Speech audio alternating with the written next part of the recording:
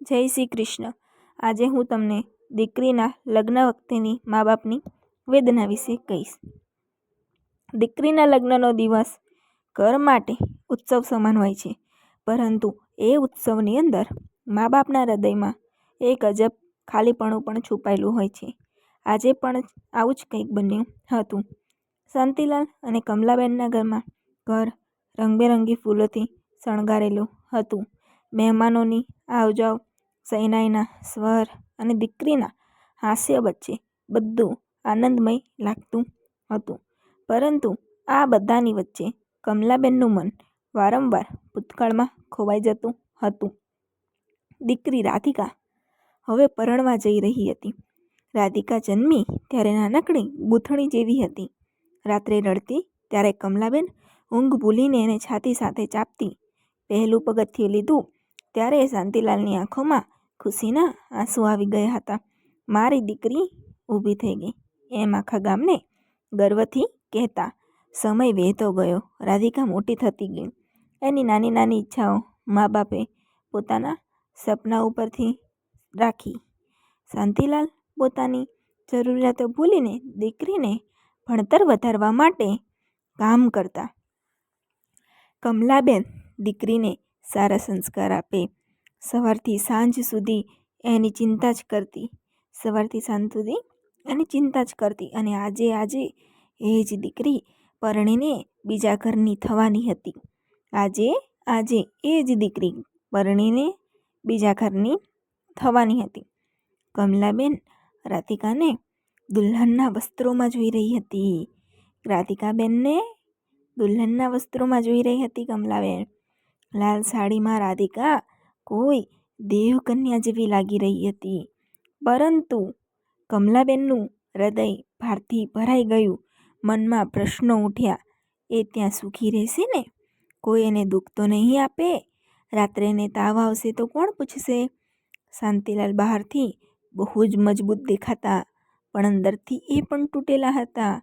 દીકરીને વિદાય આપવી એટલે પોતાની છાતીનો ટુકડો અલગ કરવો। સમાજ કહે છે દીકરી તો પરાયા ઘરની, પણ મા બાપ માટે ક્યારેય પરાઈ નથી થતી। સમાજ કહે છે કે દીકરી તો પરાયા ઘરની છે, પણ મા બાપ માટે ક્યારેય દીકરી પરાઈ નથી થતી। વિદાયનો સમય આવ્યો। રાધિકાની આંખોમાં આંસુ ભરાયા। એ દોડીને મા પાસે આવીને બોલી, માં, હું દૂર જઈ રહી છું, પણ તમને ક્યારેય ભૂલીશ નહીં। હું ભલે બીજા ઘરે જઈ રહી છું, પણ તમને ક્યારેય ભૂલીશ નહીં। કમલાબેન બોલી ન શકી। બસ દીકરીને મજબૂતીથી ભેટી પડી। શું કર્યું? ભેટી પકડી। એ ભેટમાં વર્ષોની મહેનત, પ્રેમ, ત્યાગ અને અસંખ્ય યાદો છુપાયેલી હતી।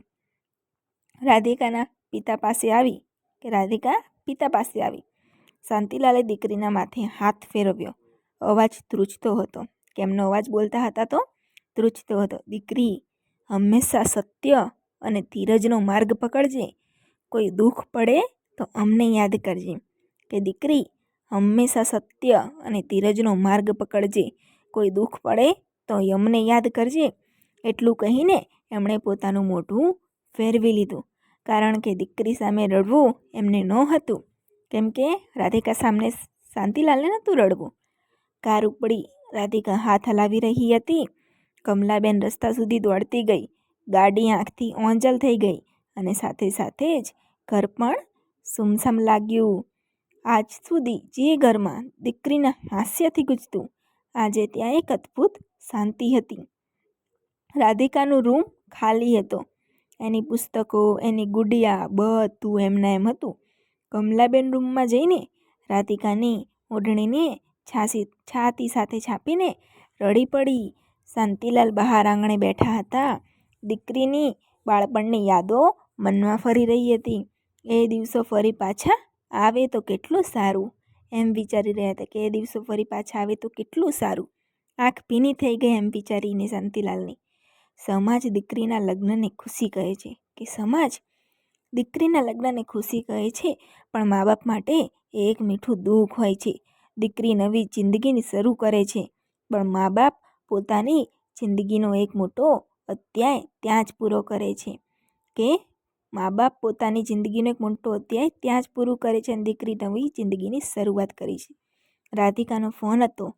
માં, હું બરાબર છું, એણે કહ્યું. કમલાબેન ચહેરા પર થોડા શાંતિ આવી કે કમલાબેનના ચહેરા પર થોડી શાંતિ આવી.